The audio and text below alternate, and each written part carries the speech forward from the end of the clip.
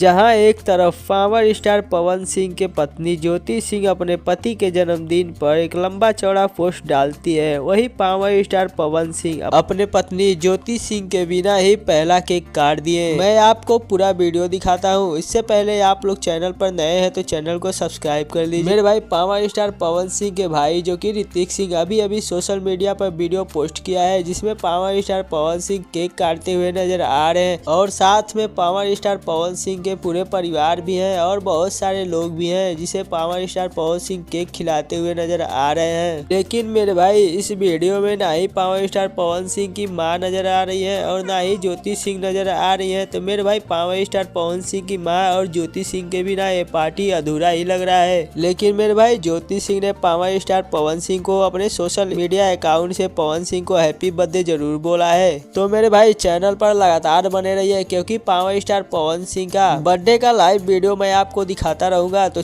Video को like करके channel को सब्सक्राइब कर लीजिए। मिलते हैं नए वीडियो में। धन्यवाद।